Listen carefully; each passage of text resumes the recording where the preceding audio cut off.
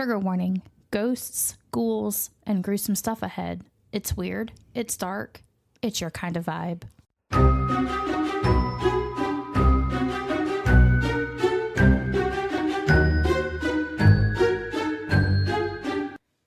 Welcome to Haunted and Homicidal, the podcast where true crime meets the paranormal. I'm Lauren. And I'm Courtney. Every week we uncover the terrifying, the twisted, and the totally unexplainable. Lock your doors and grab your sage. Because things are about to get haunted and homicidal. Wiggle it just a little bit. Okay, so this is week 25. Guys, we are almost at episode 50. Woot woot. That'll be on Thursday, yes. I'm actually full for once. I don't normally record with a full stomach. Now that you know how to make sushi tacos. I do know how to make them now. They were really cripsy. Very cripsy. Almost broke my tooth. Okay. Damn. Yeah, it was rough. So, how have you guys been? I know it's been a while since we checked in on you guys.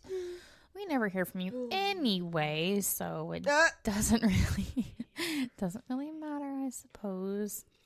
So, so how we really haven't checked in with each other in a while. You were sick for 2 whole weeks. I was not for 2 whole weeks. It was a weekend. No, ma'am. No, ma'am. It was 2 whole weeks because you were sick the weekend before. And then like that Wednesday, you were like, yeah, I don't think I'm going to be able to do it. And then like still the following weekend, you were like, I'm still sick. We can't do it. No. Yeah, because you were still sick when you followed me to the Pebble House. Yeah, that was that weekend I was sick. Yeah, but it's still been 2 weeks. This is second weekend. And you're still fucking sick. Oh, yeah, that's true. Yeah. So it's still 2 weeks. Yeah. I'm not like sick. I'm like stuck. So I guess we'll go ahead and get into the stories for this episode. We are going to talk about the Sunset Strip killers. In the summer of 1980, Los Angeles was rattled by a series of brutal murders. Bodies of young women and teens were being found dumped across highways, alleys, and ravines with few clues and even fewer leads. The victims were largely runaways and sex workers, dumped nude or barely clothed, shot in the head with a small caliber gun. For investigators, the first major breakthrough came not with forensic science, but with the pattern. The same .25 caliber pistol was linked to multiple victims through ballistics testing, and the spacing of the murders pointed to a serial killer operating in a narrow time frame. We've talked about this before, what the difference is between a serial killer, a random murderer, and a mass murderer. So the serial killers have a pattern most of the time. Some of them do not. Yeah. Their MO can change, throw police off. They do bursts of killings with weeks, months, years in between. Yeah. And that's what kind of differentiates a serial killer from just like some guy going around shooting people, which would be like a mass murderer. Yeah. So we are going to talk about suspect number 1. His name. There's multiple suspects? Yes. Oh. Okay. So, number 1, Douglas Daniel Clark. His date of birth was March 10th of 1948, and he is a Pickies. I know it's pronounced Pisces. I'm just being dumb today. And he was born in Pennsylvania, which upsets me because that's where I want to move to, and I don't want to move to there because of murder. But I think that's pretty much everywhere. We have murder here all the time. Pretty much. So Clark was the third of 5 children born to Franklin Clark, a naval intelligence officer. His mom's name is not documented for some reason. She said, "You'll never know who I am." He grew up frequently moving due to his father's jobs, reportedly in at least 30 plus countries, including India, Switzerland, and the Marshall Islands. That's a lot of moving. As a military brat. Current relocation and military environment gave him a, quote, military brat childhood with access to prestigious international schooling. So when he was overseas, he got access to like the best of the best of the best. He attended boarding school and finished high school in 1967. After graduating, he enlisted in the U.S. Air Force, was stationed in Colorado and Ohio, and was honorably discharged after his stint in the military. Really doesn't give any kind of information about what the discharge is about. Okay. A lot of the time that's information that's classified. They don't, unless the person themselves puts that out there. A lot of the time it's not mentioned. After his military service, he drifted between jobs, often working as a mechanic and a steam plant operator in Los Angeles. He was fired for at least one of his jobs due to absences and violent threats towards coworkers. So now we kind of see where this is heading, right? Okay. Right. He frequented bars and clubs, especially seeking lonely older women for companionship and financial support. He said, I'm going to find me a sugar mama. He couldn't hold a job. Couldn't hold a job either because he just didn't show up when he was supposed to, or he was just like threatening to kill people. Yeah, he's like, I'm going to find me a sugar mama. He developed paraphilic and violent fantasies, evidenced by accounts of secretly recording his sexual encounters, and then he later recorded the things that he ended up doing. So I'm taking he's the killer. Mostly. Okay. Mostly. So, suspect, Mostly? You'll see. Suspect number 2, Carol Mary Bundy. Bundy's always a red flag for me. Possibly no relation to Ted, but I don't know. I didn't look it up.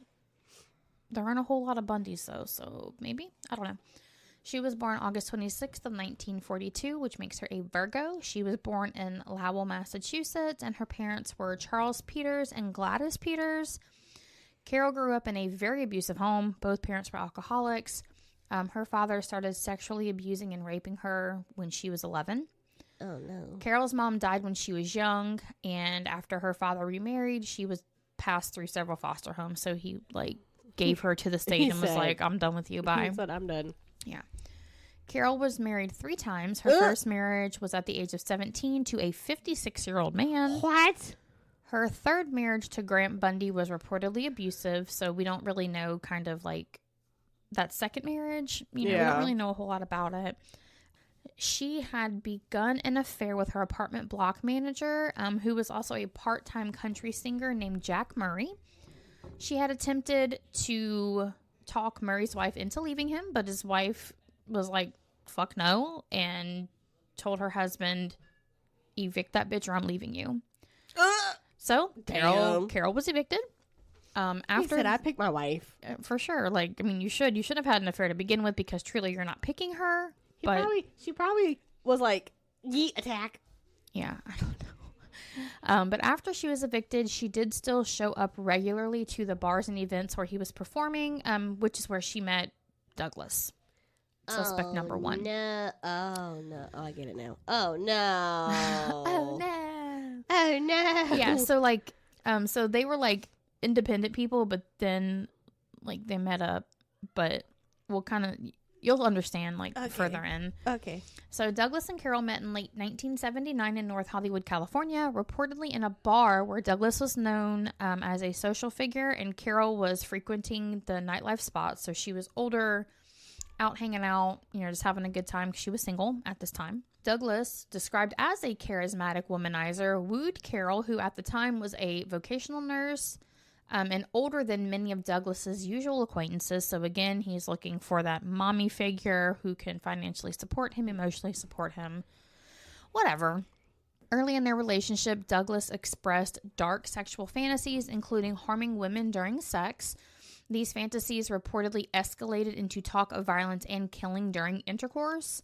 So, while they were having sex, he's like, I would really love to fucking kill you right now. And that was his oh moment, right? What the hell? Yeah, that would have been the one and only time. That's it. Done. According to some accounts, Douglas persuaded Carol to buy firearms, purportedly to fulfill his violent fantasies. So it doesn't say, she went and bought the firearms because she knew he was going to go kill somebody, or she just kind of didn't really think he'd do it and just bought the firearms anyway. Their relationship is... Wait, why do you have her buy them? So when he used them, it didn't get traced back to him. Oh, okay. Yeah. Their relationship is described by law enforcement and later by Carol herself as intense and dominant on Douglas's part, with Carol feeling quote-unquote overwhelmed by his charm and influence. We saw that with Manson. We saw that with Jim Jones. We saw it with Bundy. These charismatic men who were overall... That's why you can't trust nobody. Right, they're overall good looking, but they're charming, they're charismatic, they're funny. They don't seem like there's anything wrong with them, and women fucking flock. Women flock. And they turn out to be the Ted Bundys, the Jim Joneses, the Charles Mansons of the world. I would have fucking been a Manson follower.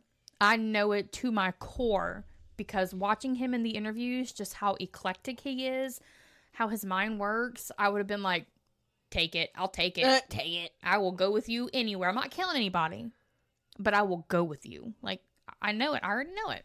You just be the silent follower.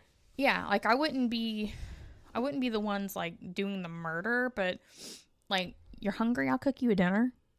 I'll clean the house. Mm-hmm. I'll be the housewife. Y'all can go murder people, but yeah. So I already know.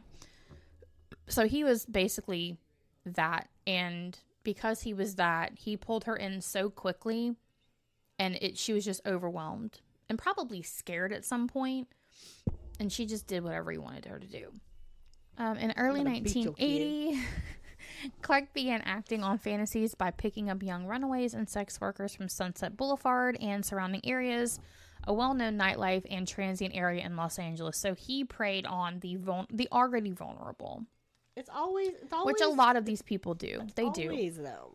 But it's because, especially even now, but especially in the 80s, if you were a sex worker, if you were transient, the police did not care about you. Yeah. They were not going to look for you. They didn't give a shit. And these men, they knew this. So they took advantage of it. They took full advantage of it. Initially, Douglas's kills were independent of Carol. So that's what I was saying earlier. Okay. He had things that he was doing without her or without her knowledge, even if they were together. She does get involved, but the majority of the murders are him. Okay. So, he eventually confessed his early murders to her and invited her to participate in the later ones. So, eventually he did tell her, like, hey, I've been killing people. And she's like, great, surprise. cool. Like, what are you going to say, right? It's like, instead of, oh, here, surprise, I got a puppy. Surprise, I'm killing people. Yeah, and, like, I would like for you to help me kill people later also, too. And she was like, okay. It's like, what the fuck? Their collaboration shifted from sexualized violence and fantasies to actual killing. So initially it was just, again, in the bedroom, just talking and... I don't like when she rolls her eyes back. All you see is the pink. It's creepy as shit. She's a hunting dog. I know. It's because her face is droopy with the jowls. I know. Yeah. But it's like, you look over and all you see is the pink. And yeah, I know. That just means she's like sleeping really good, because when her eyes are like fully shut, she's just resting. Well, she stayed up way past her bedtime last night. That's our fault. We can't talk about that. So the poor thing is tired, and she's living off crab sticks and french fries. Yeah, she is. And she's okay with that. Bruh, she literally kept inching as close as she could to my french fries. I'm like, bruh, back up. She's like, in case you were unaware of what I would like. Douglas was a primary killer in the murder spree that began in June of 1980. So now we're going to transition over to the victims. Cynthia Chandler, who was 16, and Gina Morano, who was 15. Cynthia and Gina were half-sisters and runaways from Huntington Beach, California. They were hitchhiking in the Los Angeles area in early June of 1980, and they were known to spend time on or near Sunset Strip. Strip killers. So now we're kind of getting into why they're called that. That makes sense. Yes. A well-known area where runaways, travelers, and sex workers congregated in hopes of work, food, or ride. So this is like, I mean, I don't know how it is now. I've never been to California, but there are places, like if you go to New Orleans, I avoid the places where I know is like a huge homeless population, because they come running at your car doors. They try to open the car door. They try to wash your windows. Wash your windows for money. Oh, they just like they spray Windex. Like, yeah, if you're stopped, they just like run over, and we're like, no, and they do it anyway. And I'm like, we don't carry cash. Like, I don't know what to do for you. Yeah. So we avoid those areas, 100%. So I'm sure like some places, and this may still be the same area where it's, high traffic for people like that. The girls had attended a party on June 1st. where one friend gave Gina her phone number, which she recorded in her address book. That's just wild to me. That they still carry address book. This was 1980. I honestly have one, though. I used to. I don't now. I have a phone. I have one. And it's not updated. I don't know anybody's address except my mama, my grandmama, and myself. That's it. I don't know anybody else's addresses. So, like, I had to send somebody to go somewhere for me. I'd be like, I don't. It's that way. It's that way. Go there. Evidence shows that they were picked up as hitchhikers from a freeway entrance not long before their deaths, though the exact moment and location of their contact with Douglas is not documented in any of the public records. It was just... So they don't know like where he found them. People just saw her getting into a vehicle near this entrance, but they really don't know like exact pinpoint or the time or whatever. They're like, I don't know. I was out here at like midnight to 3 a.m., so it could have been any time between midnight and 3. Okay. Yeah.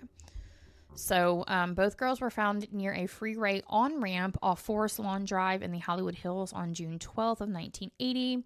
The medical examiner found on Cynthia that she was shot twice in the head and also shot in the chest. Lividity patterns suggested that the body was moved after death. A lot of people don't know what lividity patterns are. Do you know what lividity patterns are? I want to say yes.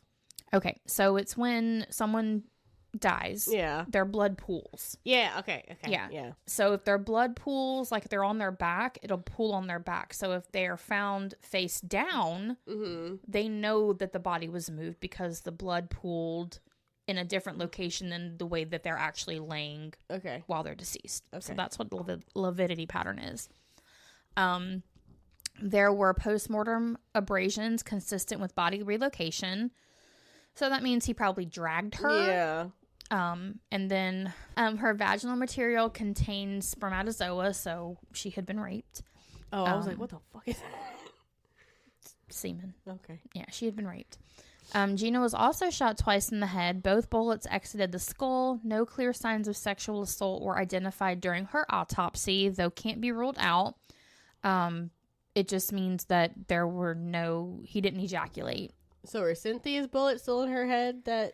It looks like it, because it did not specify, like it did with Gina, that the bullets exited the skull. Okay.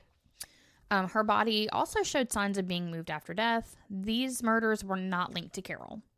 So these were some of the murders that he did prior to her becoming involved.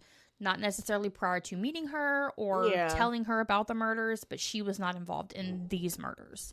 There had also been strange calls made to the girls' acquaintances from someone claiming to be a police detective. This was after they were missing. Oh. After they were missing. In one call, the caller claimed to be from the LAPD, yet became oddly familiar and casual, even speaking about the victims in disturbing, dismissive terms. What? They don't do that. The police do not do that. Why the fuck would he call? To fuck with people. Because he is sick. That's fucked up. He is sick.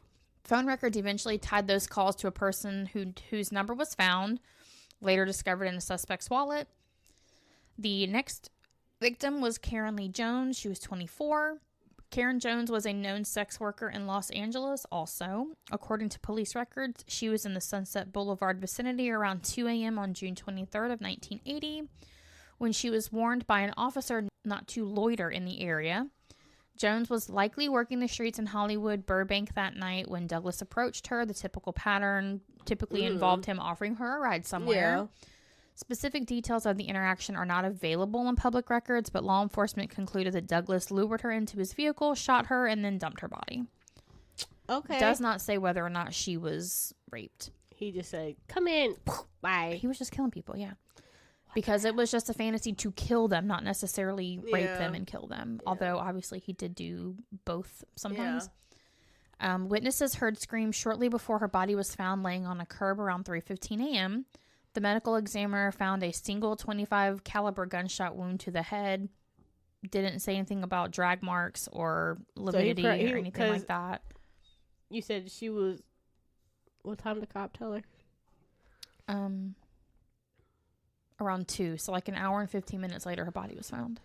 Yeah, so he probably just like had her come in, shot her, and dumped her. Real quick and in a hurry. Yep. This one was also not linked to Carol. The next victim was Exie LaFaye Wilson. She was 20.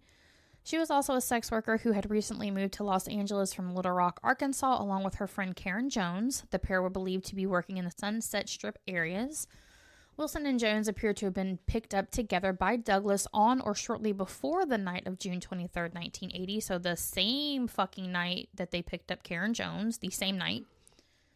Okay. The same night. So apparently he didn't like Jones. That's why they said, like, at the beginning it was a narrow time frame. Very, very short time frame, which is indicative of many serial killers. Sometimes they do it, like, all at once, like, real quick over the span of weeks or months and then never do it again. Sometimes it's like Bundy, where it stretches out over several years. So he must have not liked Jones, that he shot her very quickly and just... He got what he needed. Yeah. Followed by separate disposal of their bodies. So he killed one, disposed of her somewhere, killed the other, disposed of her somewhere. According to the coroner reports and ballistics, Wilson was shot with a .25 caliber gun to the back of the head around the same time as Jones. So he killed Jones and Wilson close together. Yeah. So, okay, does he shoot them but after he rapes them or before he rapes them? It doesn't ever say. Okay. It doesn't say. Okay. I don't know if they would be able to even determine that. Yeah. Okay. Unless, like, it was necrophilia and the body had been dead for X amount of time and then the semen, like, it didn't line up with when they would have been alive. Yeah. But it doesn't ever say. I'm going to guess possibly during. Okay. Because he had, like, the sexual, violent murder fantasy of intercourse with murder. So it doesn't ever clarify. That would be my best guess. Okay. They were shot between midnight and early morning, so it's a pretty long time frame if you're thinking about it. The body was dumped at a different location than Jones. She was found naked beside a trash bin in the valley near Studio City around 7:15 a.m. on the 23rd. She was decapitated. The fuck? Her head was found 4 days later on June 27th in a wooden box wrapped in jeans and a pink t-shirt reading Daddy's Girl, which was the shirt that the victim was last seen wearing. He wrapped her clothes around her head, put it in a box, and put it somewhere else. What the hell? The head had been severed and frozen after death and later placed in the box and dumped. So he kept it as a souvenir for a little while. That's gross. In a freezer. That's gross. The coroner also found spermatozoa in multiple vaginal samples, indicating sexual activity. So yeah, it says they were unclear if consensual, forced, or post-mortem. Yeah. The official report only notes its presence. So again, like in what you were asking, I don't think they can really tell unless there's like extenuating circumstances. Like the body's been dead for a month and like the sperm are alive when they take that sample because they only live like 48, 72 hours. That would be the only way, I think. Also not linked to Carol. So Marnette Carol Calmer, she was a runaway, 17, from Sacramento who had been last seen around May 21st of 1980 at a relative's home in Anaheim. She was believed to have been in Los Angeles on or near the Sunset Strip area and likely encountered Douglas while hitchhiking or seeking work. Comer's last confirmed contact with anyone was in Anaheim, after which she disappeared. Items of her clothing were later found wrapped around Exie Wilson's severed head. So it was her pants? What the fuck? Linking evidence from the Wilson murder back to Comer. So good and bad. That's bad, obviously, but good because they're like, okay, this is the same fucking person. The same person's doing this. So it didn't narrow anything down because it didn't have a suspect, but they were able, they could link them together and be like, this dude's going to jail for fucking life if we catch him. Her body was found June 30th of 1980 in a ravine off Foothill Boulevard near the freeway. The medical examiner report states that her body was found naked and mummified. Huh? She had been dead for 20 to 90 days at the time of finding. Multiple gunshot wounds to the chest, and estimated to have died in early June, likely after the murder of Exie. So he took her clothes. And kept them. And then just wrapped it with Exie. Yep. This one was also not linked to Carol. Jane Doe. Are any of them going to be linked to Carol? We're going to get there. There's like seven deaths, I think. Okay. So we're almost there. So Jane Doe, 18, an unidentified female aged 15 to 20. She's still not been identified. Likely a runaway or a sex worker that encountered Douglas on the Sunset Strip or nearby. Due to being unidentified, details about the person have remained unknown. They just know it's a female between 15 and 20. The medical report states that the skeletal remains indicate 1 to 2 months post-mortem, so she'd been dead at least 30 to 60 days by the time they found her body. And the cause of death was a, again, .25 caliber gunshot to the back of the head. Also not linked to Carol. So, John, or Jack Murray, you remember him from earlier. She cute. So the only one that's going to be linked to Carol. Carol's ex-lover and landlord, who was an aspiring country singer, Carol had confessed her complicity with Douglas and the murders on the Strip. So this was after he told her. So she went and told Jack. So she went and told Jack. Carol feared that he would go to police after her confession, so she killed him. What do you think he would have done after you telling him that shit? I would have gone to the police. What the fuck? Well, she was like, no. So she killed him independently of Douglas. So he was not there. He did not encourage her. Like, he didn't even know about it because she was telling on him. She did this one herself. Yes. He was found August 9th of 1980 in a van parked just blocks away from his home on Van Nuys. The medical report states that he was shot, stabbed, and decapitated. His head was never found. What the hell? And the final victim is Kathy Jane Doe, aged 17 to 23, so another unidentified female.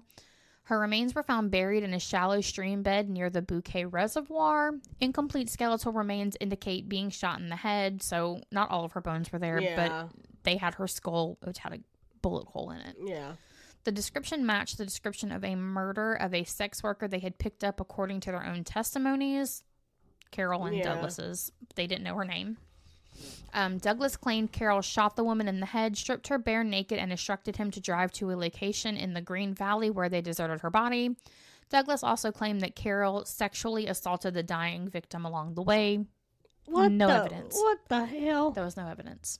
So the last two murders were linked to Carol. Okay. In so much that Carol may have not participated in that last murder, she just may have been present. Complicity. Yeah. But she murdered Jack. She murdered Jack for sure. Yeah. So of like the 7, 1 was hers. That's why I said like 95% were him. Okay. So law enforcement determined the murders to be linked due to pattern recognition. As stated previously, the victims were all young girls, likely to have been runaways or sex workers last seen in the Sunset Strip area. Autopsy showed, again, a small caliber handgun wound to the chest or head, establishing a consistent modus operandi, or MO, across separate crime scenes, which is how they linked it. Mm-hmm. Some victims did show signs of sexual activity. Not all of them, but some of them did. Like 2 or 3 of them, I think. Half, give or take. Give or take. The entire investigation changed on August 11th of 1980 through a dramatic and unexpected confession by Carol Bundy. She said, you know what? I'm confessing. She didn't confess to the police. Oh. Just wait. Oh. That day, according to co-workers... She confessed to co-workers? What the fuck? At her nursing job... Oh, hell. She cried out that she could no longer keep the secret, saying, quote, "I can't take it anymore. I'm supposed to save lives, not take them." Again, she was a vocational nurse during this time. This whole crime spree, she was a vocational nurse. Some nurse you are. Right. She reportedly spoke of her connection to the Sunset Slayer murders and explicitly referenced her role in the crimes and those of her partner. The confession was immediately relayed to police, so her coworkers got on the phone. They're like, "Bitch, listen. This chick crazy. Listen, Linda. Listen. This chick crazy." Yep. Detectives recognized that Carol's statement provided an insider's view and possible window into the murderer's identity and motivations, so the officers moved quickly. I hope so. They converged on her home in Burbank shortly after the confession was reported, and she was taken into custody. During the arrest and subsequent searches of her residence, officers seized evidence she voluntarily handed over to them. Mm-hmm. So she's like, take it. I don't need it anymore. I don't want it. Take it. So, of this evidence, it included 3 pairs of women's underwear she claimed they came from the victims, a photo album of Douglas in compromising situations, reinforcing the connection between the two in criminal behavior.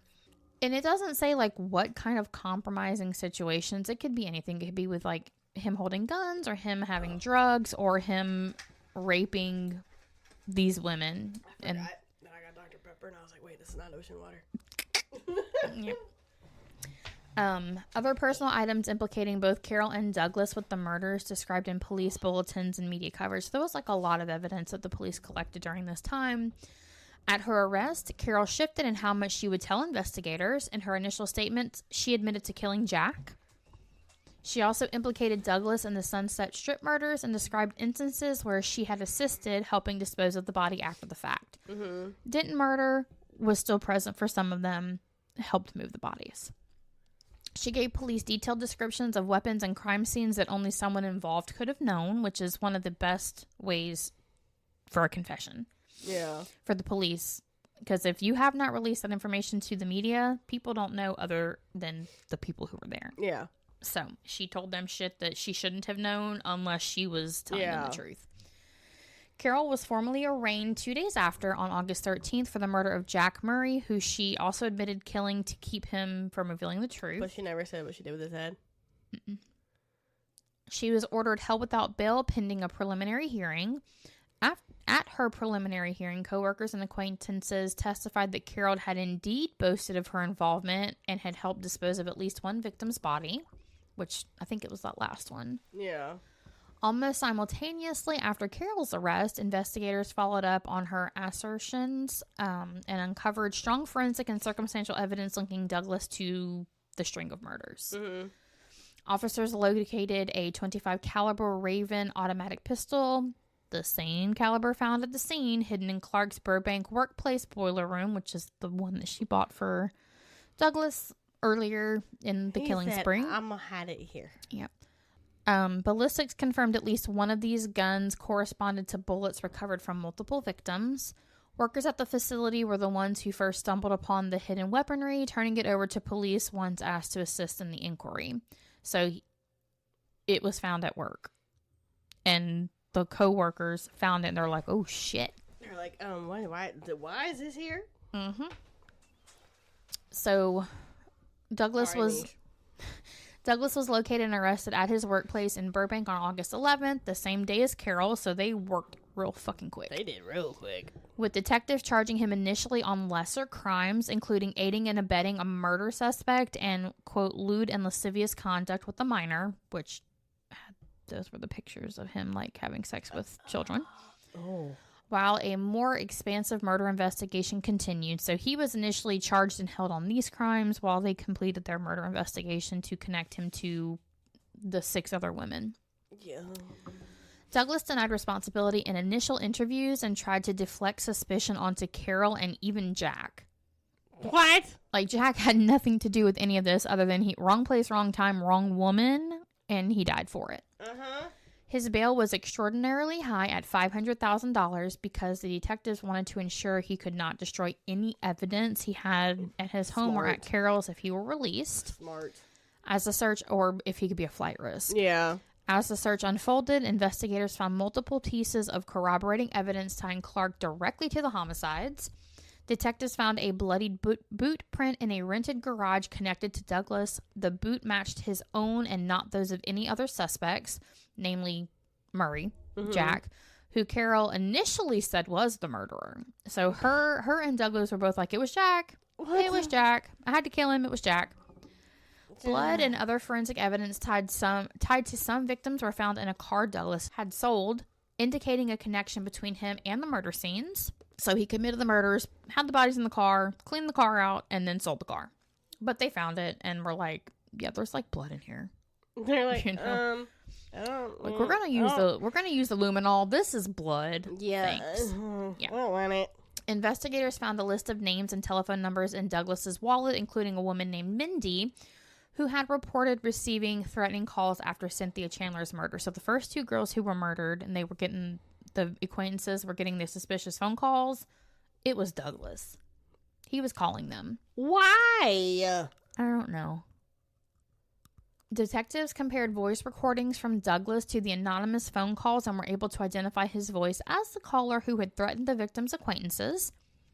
Detectives also found a quote-unquote kill bag and gloves described by Carol that Douglas had allegedly used, along with clippings and disturbing images in Douglas's space that underscored psychological motives aligned with the crimes. So there were like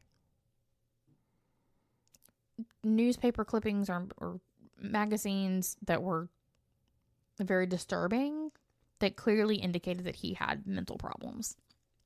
Clearly. At the same time, another investigative team irrefutably established that Murray, Carol's quote-unquote boyfriend, whom she had claimed was the Sunset Slayer, had alibis for several of the murders. Not that it mattered because he was now dead. Exactly. This undercut any narrative that placed Jack as a partner in the killing instead of focusing the attention on Douglas as a primary perpetrator of the serial murders described by Carol. So they both kind of said it was Jack. For whatever reason. Like, I don't know if they were in cahoots, because obviously he didn't know he was being arrested, and she didn't know he was being arrested at the time. They probably came up with this plan, I guess, like, beforehand. Beforehand, maybe. Because did he know she killed Jack? It never says.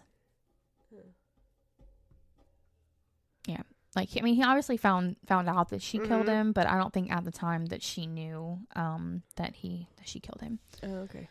So, Douglas was charged with 6 counts of first-degree murder with special circumstances, attempted first-degree murder, mutilation and sexual contact with human remains, and mayhem and other violence-related counts. These charges reflected the full breadth of the killings, including the known victims and serious violence beyond mere homicide, because he decapitated them, possibly raped them after death, moved their bodies. Yeah. Because of the severity of the crimes and special circumstances, prosecutors sought the death penalty, the highest punishment available under California law at the time. He needed it. Douglas represented himself in parts of the trial, a rare and controversial move. But I love it when it happens because it never works out. He attempted to shift blame to Carol and even a third party, portraying himself as manipulated and misrepresented. The fuck? The court allowed him to speak for himself in certain procedures, but the jury ultimately rejected his narrative and convicted him based on the evidence presented. He never directly confessed to any of the murders. Of course not.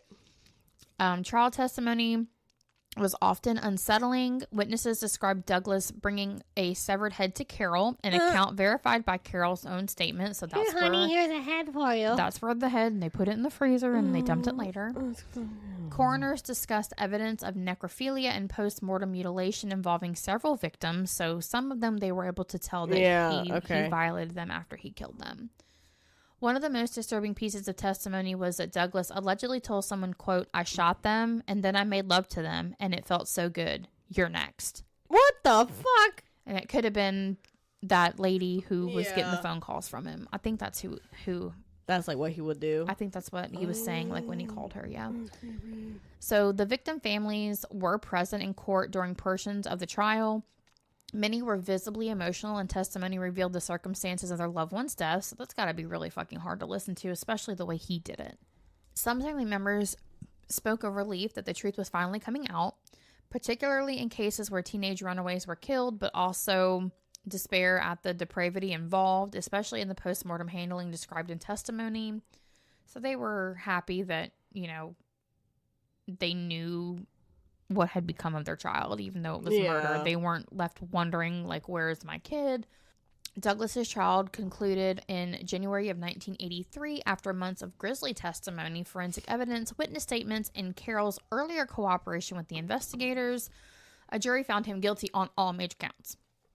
The prosecution's case hinged on ballistic matches, Carol's insight on his behavior, victim evidence, and additional circumstantial proof tying Douglas to each fucking killing.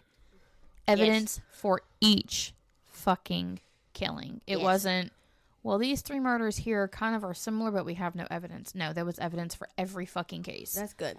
In closing arguments, prosecutors portrayed Douglas as a calculating killer driven by necrophilic and violent impulses, which is true.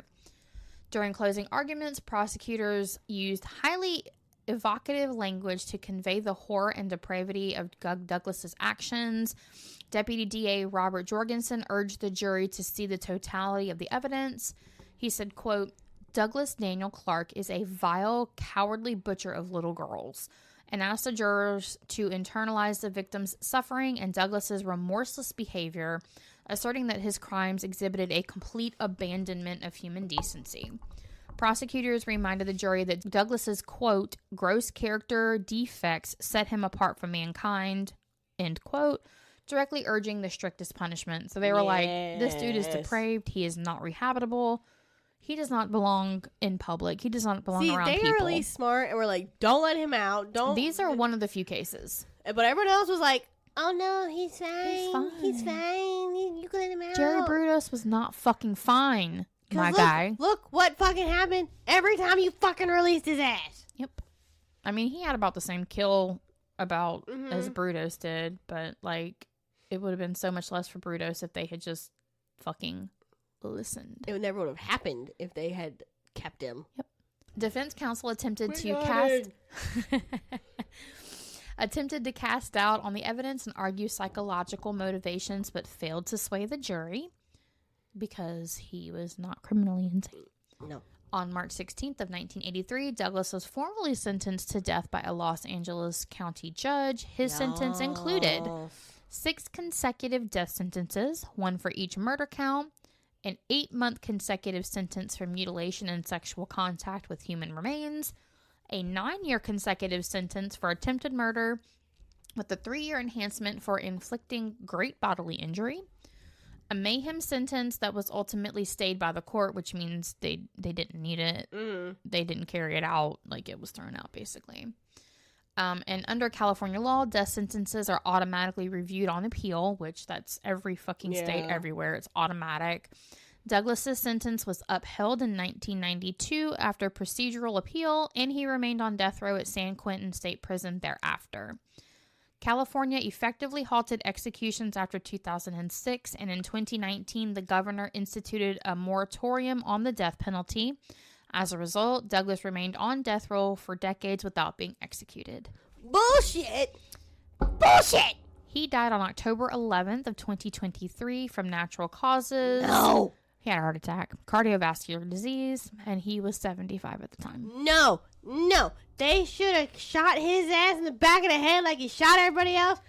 Fuck that shit. He should not have died from natural causes. Motherfucker should have died shot in it. Oh! Should have died the way he lived, with a bullet hole in his head. So, now Carol initially faced charges for multiple homicides, including the murder of Jack Murray and assisting in or participating in the other killings, with Douglas. Originally, Carol pleaded not guilty and not guilty by reason of insanity to murder charges. Bitch, you crazy. It didn't stick. And that included Jack's murder. Prosecutors were prepared to seek the death penalty were it fully litigated. In the spring of 1983, Carol changed course dramatically. She pled guilty to 2 counts of first-degree murder, Murray's murder, and then the death of the last unidentified woman.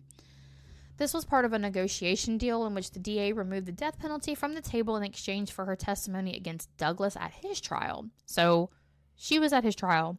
She sealed his fate. Prosecutors wanted her cooperation to strengthen their case against Douglas, especially since Carol had been closely involved and had witnessed a lot of the crimes and his behavior and what he did. According to the court records and published reporting, Carol admitted she shot Murray and subsequently decapitated him with a boning knife to prevent the bullet from being traced. Ooh. She admitted to providing Douglas with a weapon and assisting and participating in the disposal of the victim that later surfaced as skeletal remains in 1981. On May 31st of 1983, Carol was sentenced in Los Angeles County Superior Court to 52 years to life in prison. It was broken down as 27 years to life for the murder of Jack Murray and 25 years to life for assisting in the death of an unidentified woman, the Kathy Jane Doe. The terms to be served consecutively, meaning they stack one after the other rather than concurrently, which means that they run at the same time. So, if you have 6 murder convictions, you finish out your first sentence, your second sentence starts. Yeah. Not all 6 sentences are running at the same time. At sentencing, the judge and prosecutors made clear she was not eligible for parole for at least 26 years. Ensuring she would likely spend the majority of her life behind bars. During Douglas's trial, Carol's role shifted between prosecution witness and defendant in her own case. As part of her plea bargain, she provided testimony about Douglas's behavior, motives, and actions. including disturbing details about his necrophilic interests and the infamous handing of victim X.C. Wilson's remains. Yeah. You know, the head and all.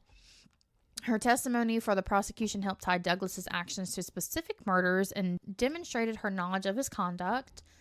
Carol was incarcerated at Central California Women's Facility in Chowchilla, California. Throughout her imprisonment, Carol suffered from heart and respiratory issues, diabetes, and other health problems. And in 2003, at the age of 61, she died of heart failure. So they both died of heart problems. Yep. Very deserved. He should have got shot in the... So mine's not as long. So I have the Delphi murders. So Abigail, or Abby, Joyce Williams. She was born June 23rd, 2003. These are babies. Abby lived in Delphi with her mother, Anna Williams, and her extended family. She was in 8th grade at Delphi Community Middle School. She was known to be outgoing, smiling often, enjoyed softball, volleyball, photography, and spending time with her friends. Friends and family described her as energetic, social, and kind. She was very close to her mother and grandparents. And then the other girl, Liberty or Libby, Rosalind German or Germain, however you say it. She was born December 20th. How do you spell it? Like German, but some people... Germain. Okay. German, yeah. German, okay. December 27th, 2002. Libby was raised by her grandparents, Mike and Becky Patty, after her parents divorced. She was in 8th grade at Delphi Community Middle School, passionate about athletics, photography, outdoor activities, and had expressed interest in solving crimes and working with the FBI someday. So they were only in 8th grade. Yep. They were babies. Libby was I have an 8th grader. You wouldn't think he's an 8th grader. Yeah, I have an 8th grader. Libby was described by her grandparents as empathetic, kind, and someone who made others feel good about themselves. Oh. So both of the girls seem to be good girls. Yeah. Like, nothing wrong with them, nothing. Ugh. And probably other than just, like, general normal teenage angst. Yeah. So, on February 13th, 2017. 9 years ago. Okay. 9 years ago. Abby and Libby were dropped off at Libby's sister's, who was Kelsey, near the Monon High Bridge Trail outside Delphi, Indiana, for what was meant to be a casual hike in remote Deer Creek Township and a small photo shoot. Oh. Yeah, they were just going to hang out and take pictures and hike. Oh. Wholesome. Like, you could be doing a whole bunch of worse shit than that. Exactly. Like, they weren't doing drugs. Like, they were just going on a hike and doing a little photo shoot. So I know if someone asked me when I was in 8th grade, do you want to go on the hike? I'd be like, fuck no. So at 1:30 p.m., the girls began their hike. At 2:07, Libby posted a Snapchat photo of Abby walking on the bridge. This was her last known digital activity. Oh. After Libby captured a video and audio recording of a man following them and saying down the hill, which became critical evidence. Oh, no. And then 5:30 p.m., when the girls failed to meet Libby's father at the planned pickup time at 3:15, family members reported them missing, prompting a police search. Authorities searching the area did not initially suspect foul play in the disappearance. And then on February 14th... Yeah, I mean... On fucking Valentine's Day. I mean, I guess maybe I wouldn't have suspected. Because, like, if you don't... Like, because, like, if they don't see anything, they're, like... Yeah, like... Because it could have been, oh, they got lost. Like, they're lost. Or, like, or they something. ran away. Yeah. Or, like, yeah, for sure. Yeah. So then on February 14th, officers found the girls' bodies in wooded terrain near the trail. Oh, God. Yeah. So that's ruined Valentine's Day for both of those families forever. Mm-hmm. The video and audio found on we're coming up on it too. The video and audio found on Libby's phone was released by investigators early in the case to seek public help. This resulted in thousands of tips coming in over the years with little progress for more than 5 years. So did it see a person in there, or was it just the voice that they heard? It was, I think later I say what it is. Okay. I think she just captures, like, the back of him. Like, you don't see his face. Okay. And I think he's, like, too far away. Gotcha. But you get, like, his voice. You hear the voice saying, yeah, but I think go down the hill. Yeah. But I think the video part, it's, like, it's not a clear video. Gotcha. Because it's either back of him or he's because obviously away. For a clear video, they would have probably captured whoever it was. It would have been quicker. So for the investigation, after the girls vanished, the Indiana State Police Carroll County Sheriff's Office and other agencies formed a multi-agency task force. Police did not initially release details of how the girls were murdered. As early as February 15th, Indiana State Police began circulating a still image of an individual reportedly seen on the Monon High Bridge Trail near where the two friends were killed. The grainy photograph appears to capture a white male, hands in pockets, head down, walking on the trail bridge towards the girls. 2 days later, the person in the photograph, dubbed the Bridge Guy, was named the prime suspect in the double homicide.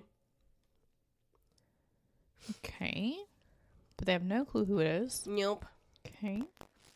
February 22nd, law enforcement released an audio recording during which the voice of the suspect, although muffled, is heard to say, quote, "down the hill." Okay.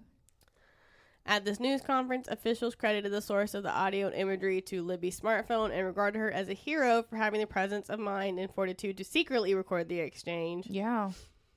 Otherwise, they may have never been caught.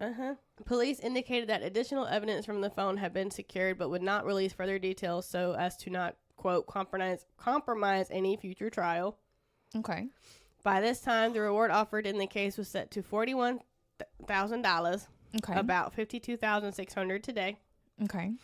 On July 17th, police distributed a composite sketch of someone sought as a person of interest in the murders. The sketch was apparently created from eyewitness accounts of a hiker on the Delphi Historic Trails the day the girls vanished. Okay. On April 22nd, 2019, Indiana State Police announced a, quote, new direction in the case and released a new sketch of the suspect, while urging the public to look at the sketch, listen to the audio, watch how the man walks on the bridge, and send tips to the tip line email. Okay. Investigators stated they had reason to believe that the suspect might be hiding in plain sight. Yeah. And was most certainly familiar with the Delphi area from living there, working there for other reasons. Okay. An additional plea was made for help in identifying the driver of a vehicle left abandoned off the Hoosier Heartland Highway in Delphi at the former Child Services office between noon and 5 p.m. on the day of the murders. So, like, CPS? Like, it was at, like, a CPS location? I guess. Weird. In September 2022, a volunteer records clerk reviewing old case files rediscovered a 2017 tip. Allen's last name was recorded incorrectly on the tip when it was submitted, and the file was therefore wrongly marked as cleared. The file clerk deduced that the tip from years earlier was regarding Richard Allen and brought it to the case's investigator. In the tip, Richard Allen self-reported 3 days after the murders to being on the trails on the day of the murders and seeing the girls on the trails, not 3. Come on. Oh my goodness. She's so sweepy. All right, pause. Mischa ASMR. See, I'm never too sleepy for a bite.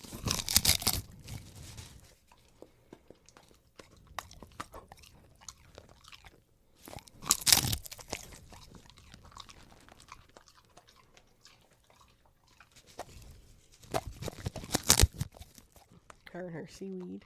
She loves it, and it's good for him. Good job. Okay, you can go back and take a nap. She is so tired. Honey. We're gonna go relax after this, okay? Okay. All right, so Richard Matthew Allen, who was the dude. He was born September 1972. He grew up in Mexico, Indiana. He played football and track at North Miami High School and graduated in 1991. Studied accounting at Ivy Tech Community College. Okay, so he was smart. He had short stints in the U.S. Army and National Guard. Couldn't cut it, so he's a pussy. Got it. From 2003 to 2013, he worked as a store manager at a Logan Sport Walmart, during which time he moved from Mexico to Delphi. Am I saying? Is it Delphi or Delphi? Okay. I'd say Delphi. If I'm saying it wrong, I apologize. Let me goggle it. And we'll listen to it together. Because I think it's like also a place in like India. So it might be Delphi. Maybe. I don't know. He lived in Delphi from at least 2006 onward with his wife Kathy Allen and their adult daughter. He worked as a pharmacy technician for a local CVS store and had a pharmacy tech license. He had no notable prior criminal history other than minor traffic violations. That's crazy. That's like your first true crime, and it's like double murder. Like, what the hell? So his arrest. On October 26, 2022, he was taken into custody and appeared in court on October 28th. On October 31st, Indiana State Police announced that Allen had been charged with 2 counts of murder in the case. He had pled not guilty. Of course. Time described the arrest as, quote, the first major break in the case that has captivated national attention for nearly 6 years, end quote. His trial, originally scheduled to start March 20th, 2022, was postponed to allow the defense team to review discovery materials. 2 public defenders were appointed to represent Allen. On November 29, 2022, Judge Francis Gull issued an order to unseal the probable cause affidavit that led to Allen's arrest. In the affidavit, Allen was interviewed by police in 2017 and said he was on that trail for that afternoon for around 2 hours. Okay, so it's plenty of time to kill 2 girls. Exactly. The document also stated that in a subsequent interview in October 2022, Allen told authorities why did I say authorities like that? He had worn, quote, jeans and a black or blue jacket, end quote, that day and had gone to the bridge to watch fish. Couldn't you just go to like a pet store? Mm-hmm. Like Walmart didn't have fish in 2017? When the murders happened in 2017, right? Yeah. Because he wasn't arrested until 22. So in 2017, I don't think Walmart had fish anymore. They might have. I don't remember, but he could have gone to fucking Petco or PetSmart. I don't remember when they stopped carrying fish. That was my favorite part, going to Walmart, going to watch the fish. Yeah. And then shortly after the murders, Allen told his wife that he had been on the trail the days the girls went missing, and his wife mentioned that the police were looking to talk to people who may have information. He self-reported to a Department of Natural Resources officer 3 days after the murder. His wife was like, oh, you should probably say something. Mm-hmm.